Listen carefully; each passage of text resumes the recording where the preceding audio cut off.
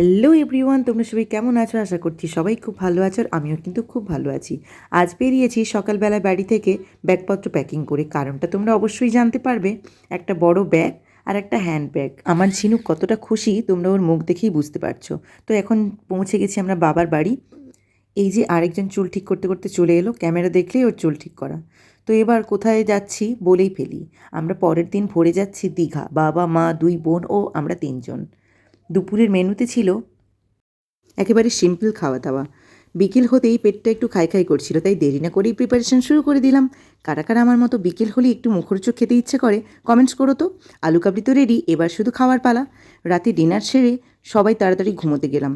উঠলাম ভোর তখন 4:30 বাজে। সবাই উঠে রেডি হলাম আর ব্যাগপত্র কাঁধে নিয়ে বেরিয়ে পড়লাম দীঘার উদ্দেশ্যে। একটা টোটো ধরে পৌঁছাবো স্টেশনে। রাতে বৃষ্টি হয়েছিল, রাস্তা তখনও ভেজা। মেঘলা আকাশ, ওয়েদারটা দারুণ ছিল, শুধু বৃষ্টি না হলেই হলো। তো কথা বলতে বলতে পৌঁছে গেলাম স্টেশনে। এটা হচ্ছে হাতিবাড়িয়া স্টেশন। তো এখান থেকেই ট্রেন ধরে আমরা দীঘা যাব। বেটুর মনে তখন একরাশ আনন্দ। উঠ, কই রে, কোথায় যাচ্ছ তুমি? ট্রেন, দীঘা যাচ্ছ? ট্রেনে চেপে দীঘা যাবে, ওর মনে একটা আলাদাই আনন্দ। আবার সমুদ্র দেখতে যাচ্ছে প্রথমবারের জন্য। তো টিকিট কাটার পর সবাই এক এক করে চলে এলাম ট্রেনের কাছে। তখন ঘড়িতে 5:43, আর 6টার ট্রেন ধরবো আমরা, তাই জন্য টাইম মতোই পৌঁছে গেলাম। এক কামরা ট্রেনে একসাথে বসে মনে সবার আলাদাই আনন্দ। ইয়ে, আমরা দীঘা যাচ্ছি। ট্রেনটা সবে স্টার্ট করলো, আস্তে আস্তে করে এগোচ্ছি। ঝিনুক এখন তার মনিকে পেয়ে গেছে, ওর মা না হলেও চলবে। প্রকৃতির মেঘলা হাওয়া উপভোগ আর নিজের প্রিয় মানুষদের সাথে সময় কাটানোর যে মুহূর্তগুলো, সত্যি এক আলাদাই শান্তি দেয়। কিছু একটা নিয়ে সবাই মিলে হেসে লুটোপুটি খাচ্ছিলাম।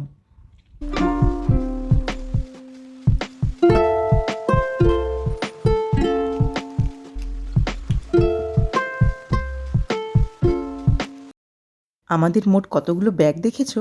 সবাই একটা করে ব্যাগ, আর এক্সট্রাও কিন্তু আছে। হাতিবাড়িয়া থেকে ট্রেন ধরে আমরা সোজা এখানে নামলাম।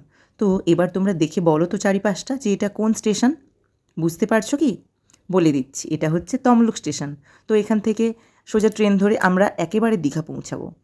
তো মা বোনরা সবাই একটু ওইদিকে ঘুরতে গেছিলো, তো একে একে সব আসছে, কারণ ট্রেন আসার সময় হয়ে গেছে। তো তারপরে সোজা আমরা ট্রেনে উঠে গেছি।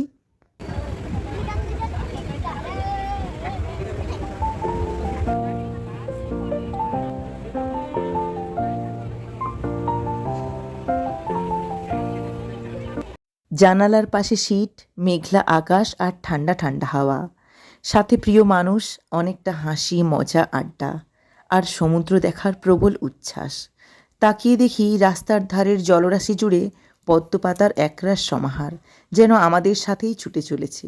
সে এক অদ্ভুত ভালো লাগা আর শান্তি। এই সুন্দর ঠান্ডা হাওয়ার জন্য ঘুম চলে আসছিল। আরেকজন আমার কাঁধে শুয়ে ঝিমোচ্ছে। আর বেশি বোধহয় বাকি নেই, আর কিছুক্ষণ পরেই আমরা দীঘা পৌঁছে যাব।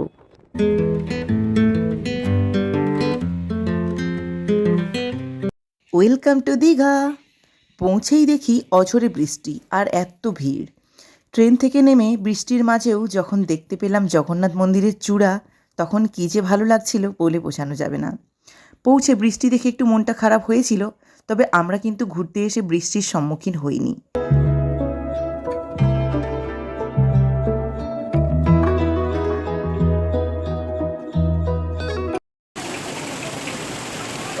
তিনটে ছাতা সঙ্গে করে এনেছিলাম। ঝিনুক তার দুই মণি একটা ছাতা, আর এদিকে আমরা একটাতে আর একটাতে বাবা মা। বেশ মজা লাগছিল বৃষ্টিতে সবাই ছাতার তলায় যাচ্ছি। তো বৃষ্টিতে ভিজে ভিজে আমরা সবাই রাস্তা পার হলাম।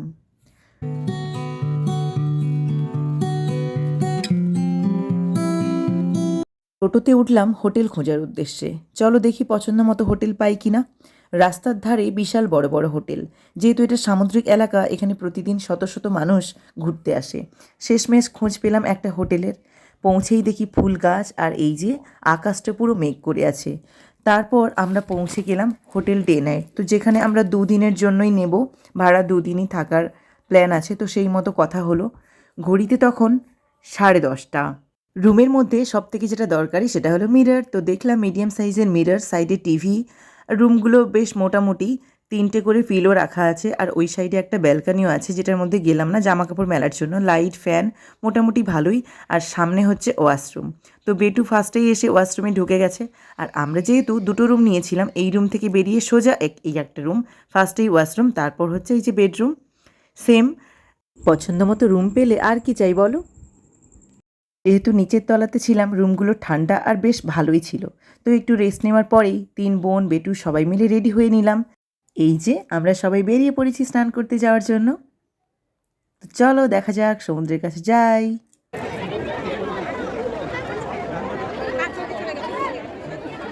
এসে দেখলাম প্রচুর ভিড়, যেটা তোমাদেরকে দেখালাম, দেখতেই পেলে এত ভিড়, ভাবছিলাম যে কোথা থেকে নেমে স্নান করতে যাব। তো এত জোয়ার থাকার জন্য কাউকেই নামতে দিচ্ছিল না, আর সবাই পাড়ে বসেই দেখছিল। আর বেটুকে ওর বাবা একটু সামনে নিয়ে গেছিলো, সেই জন্য ও একটু ভিজে গেছে। তাই জন্য ভাবলাম যে চলো। তখন আমরা যখন সমুদ্রে যাই তখন 12:30 থেকে 1:30 এরকমই হবে, প্রচুর জোয়ার। তো লাঞ্চেরও সময় হয়ে গেছে, যেহেতু বাচ্চা আছে ওর তো খিদে পাবে, সেই জন্য দেরি না করে আমরা সবাই লাঞ্চে চলে এলাম। ভাবলাম যে লাঞ্চ সেরে তারপর গিয়ে দেখবো, যদি ভাটা পড়ে তখনই তাহলে স্নান করা যাবে। তো সবাই মিলে এই যে একটু আধটু ভিজে সবাই মিলে চলে এলাম হোটেলে লাঞ্চ করতে। তো লাঞ্চ সারার পর যখন গেলাম, ওয়াও, মেঘলা আকাশ, প্রচণ্ড হাওয়া। তখন বাজে ঘড়িতে 3টে, আর ভাটা পড়ে গেছে, সবাই কত দূর অবধি জলে এগিয়ে গেছে, জাস্ট বৃষ্টি আসার আগের মুহূর্ত।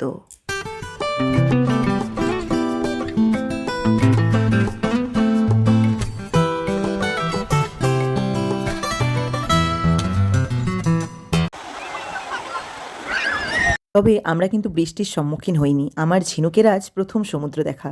এই ছোট মানুষটার আজ আলাদাই আনন্দ, সেটা ওকে দেখেই বুঝতে পারছি। ওকে মায়ের কাছে রেখে আমরা 2জন আর 2 বোন, মোট 4জন মিলেই বোটিংয়ে চড়লাম। ওর জন্য একটু খারাপও লাগছিল, আমাদের দিকে ফ্যালফ্যাল করে তাকিয়েছিল, কিন্তু কি করা যাবে, ও ছোট, ওকে না নিয়ে যাওয়াই ভালো। আমাদেরও মনে একটু একটু ভয় লাগছিল, তো তাও সাহস নিয়ে গেলাম। তো বোটিং স্টার্ট করার পর মাঝ সমুদ্রে এসে বোটিংটা দাঁড়ালো।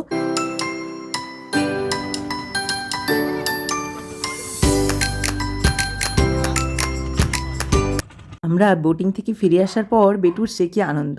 তো এবার ওকে নিয়ে খেলার পালা। ওকে ফার্স্টে একটু গাড়ি চড়ালাম, সেই ক্লিপিংসটা আমার কাছে নেই। তারপর বসলো বালি ঘাঁটতে, তো ওকে বালি নিয়ে দেখো এই যে খেলা করছে। তারপর ঘোড়া তো চড়বে না, তাই বাবার সাথে একটা ফটোও নিলাম। তারপর আমরা 3জন আর বেটুকে নিয়েই সবাই একসাথে খেললাম জলের মধ্যে, ওকেও স্নান করালাম। দেখো ওর সে কি আনন্দ, আর জল পেলে কার না ভালো লাগে। ও শুধু ভয়ে আমাদেরকে ধরেই হাঁটছে, তাই জন্য ওকে একটু ছেড়ে দিলাম। এই যে দেখো ও জলের মধ্যে যে কি করবে খুঁজে পাচ্ছে না, আর এই ঢেউগুলো আসতে ওর অবস্থাটা শুধু দেখো। তো ওকে নিয়ে আমরা চলে এলাম স্নান করার পর। আমিও বালির মধ্যে একটু আঁকিমুকি করলাম। স্নান তো অনেক সময় হলো, পুরো গায়ে মাথায় পুরোটাই বালি ভর্তি। তারপর সোজা চলে এলাম রুমে। শ্যাম্পু দিয়ে স্নান করার পর নিজেকে একটু ফ্রেশ লাগছে, উফ শান্তি। তখন দুপুর গড়িয়ে বিকেল হয়ে গেছে, রেস্ট নেওয়ারও বেশি সময় নেই, মানে ঘুমিয়েই যাবে, এত টায়ার্ড। ঘুমোলে তো চলবে না, একটু রেস্ট নেওয়ার পর বিকেলে বেরোবো আমরা। এই যে রেডি হয়ে গেছি, তখন প্রায় সন্ধে হয়ে গেছে, আমরা সবাই পুরো রেডি। এখন চলছে দরজায় তালা লাগানো। আর এই যে আমাদের ঝিনুক রেডি হয়ে গেছে। তো সবাই আমরা বেরিয়ে পড়েছি, বাইরেরটা দেখে বুঝতেই পারছো যে পুরো সন্ধে হয়ে গেছে। আর এখানে সমুদ্রের পাড় মানেই সব জায়গাতেই শুধু ঝিনুকেরই জিনিসপত্র। এই যে দেখো সব কিছুতেই ঝিনুক লাগানো। সমুদ্রের পাড়ের অন্ধকারে এখানে কত মানুষ বসে আছে, ঠান্ডা হাওয়া আর ঢেউয়ের আওয়াজ কার না ভালো লাগে, দারুণ একটা কম্বিনেশন। একটু এগিয়ে এসে দেখলাম ঢেউ সাগর, যেখানে 20 টাকা টিকিট কেটে ঢুকতে হয়। তো আমরা কাটলাম, আর এই যে কিছু স্ট্যাচু রয়েছে কার্টুনের মতো, যেগুলো বেটু টাচ করছে, তারপর ছুটতে চলে গেল। আমরা এসে দেখলাম উনি দোলনা পেয়ে গেছে, সেই জন্য মনের আনন্দেই দুলছে। ভিড় মোটামুটি ভালোই রয়েছে। বাবা মা বেটু বেটুর বাবা সবাই আমাদের ফেলে এগিয়ে গেছে, কারণ আমরা 3 বোন এখানে ফটো তুলতে ব্যস্ত। কোথাও যাওয়া মানে ফটো না তুললে হয় বলো তো তোমরা। চলো এবার যাই। রাস্তা জুড়ে সবুজ আলো আর চারিপাশে সবুজ প্রকৃতি, মন ভালো করার একটা সুন্দর জায়গা। ওই দূরে দেখা যাচ্ছে একটা বসার সিট, প্রতিটাতেই লাইট দিয়ে মুড়ে রয়েছে, সেই জন্যই সুন্দর লাগছে। তো আমরা হাঁটতে হাঁটতে পৌঁছে গেলাম ঢেউসাগর। ওই দূরে দেখা যাচ্ছে ঢেউসাগর। চলো দেখো বড় বড় অক্ষরে লেখা আছে ঢেউসাগর। দেখতে যেন একটা ময়ূরপঙ্খী জাহাজ, সঙ্গে অনেক যাত্রীরাও আছে। তো ভিডিওতে তোমরা কতটা বুঝতে পারছো জানি না, সামনে থেকে কিন্তু খুবই সুন্দর আর অনেক বড়। পেছনের পেখমগুলো দেখো আলোর সাহায্যে আরও রঙিন হয়ে উঠেছে। এবার চললাম বেটুর কাছে। এখানে ব্যাঙের ছাতার মতো যে বসার সিটটা আছে, ওখানে আমার বাবা, মা, বেটু আর বেটুর বাবা সবাই আছে। আর বেটু দাদাই আর দিদুনকে পেয়ে তো মার কথা মনেই নেই। তো এখানে একটা জায়েন্ট সুইং দেখতে পেলাম, যেটাতে উঠলে পুরো দীঘার ভিউটা দেখা যায়। এবারে তো ট্রাই করা হলো না, নেক্সট টাইম অবশ্যই ট্রাই করব। সবাই একসাথে হয়েছি, তাই সবাই মিলে বসে এখানে একটু গল্প করছিলাম। চলো এবার এখান থেকে বেরানো যাক। ঘুরতে তো ভালোই লাগছে, আর এদিকে সন্ধে প্রায় অনেক হলো। বেটুর তো খিদে পেয়ে গেছে, আমাদেরও একটু একটু খিদে পেয়েছে। চলো এবার পেট পুজো করতে হবে এখান থেকে বেরিয়ে। তো এখানে লাইটিংগুলো দেখো খুবই সুন্দর, রাউন্ড রাউন্ড শেপের পরপর করা রয়েছে, যেন মনে হচ্ছে কোনো বৃত্তে ঢুকে পড়ছি। আমার বাবার তো খুবই ভালো লাগছে। বাবা দেখো একা একাই ঘুরে চলেছে চারিপাশে, কারণ বাড়িতে থেকে একঘেয়েমি কার আর ভালো লাগে বলো, সবার সাথে ঘোরার মজাটাই আলাদা।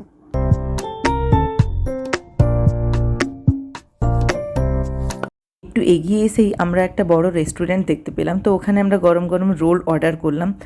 আসার পরে দেখতে পেলাম যে এত গরম যে বেটুর খেতে গিয়ে জিভে লেগে গেছে। তারপর ওকে খাইয়ে আমরা সবাই খাওয়া কমপ্লিট করলাম। ওখান থেকে সামনেই একটা ঝিল মতো আছে, যেখানে একটা নৌকা দাঁড়িয়ে আছে আর একটা ছোট্ট বোট আসছে, যেটা বেটু আপন মনে দেখে যাচ্ছে। তো সন্ধে অনেকটাই হয়ে গেছে, তো আমরাও দাঁড়িয়ে কিছুটা সময় দেখলাম। ছোট্ট মানুষটা অনেক সময় হাঁটাহাঁটি করেছে। তো খাওয়া দাওয়ার পর এই যে দৌড়ে দৌড়ে চললো মনির সঙ্গে, আর শেষমেশ কোলে উঠে পড়লো। উফ কি খুশি, কারণ সত্যিই ও অনেকটা সময় হেঁটেছে। তো তারপর চলো আমরা এবার এখান থেকে বেরোবো ঢেউসাগর থেকে। দুদিকে লম্বা লম্বা জিরাফের শাড়ি, আর তারই নিচ থেকে আমরা পুচকে পুচকে মানুষগুলো করছি রাস্তা পারাপার।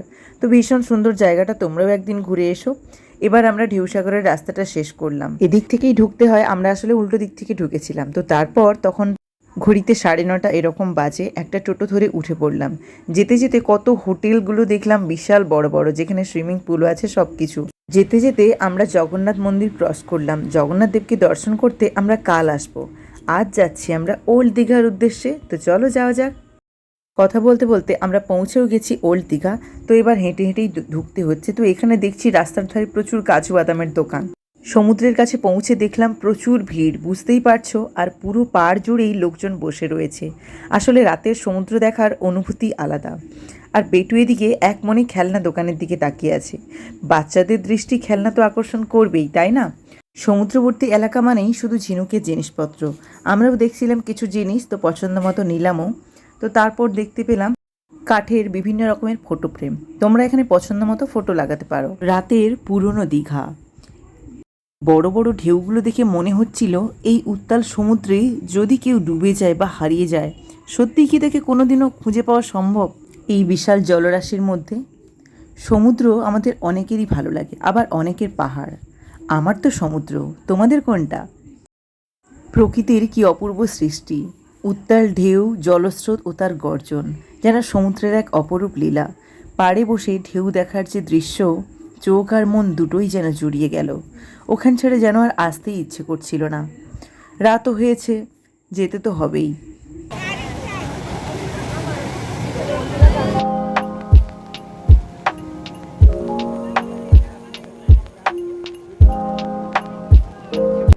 এই যে আরেকজন ছোটদের জিনিস নিয়ে খেলতে বসেছে, তাই জন্য ওর বাবলসগুলো হচ্ছেই না। তো চলো এবার বিশ্ব বাংলা থেকে ঘুরে আসি।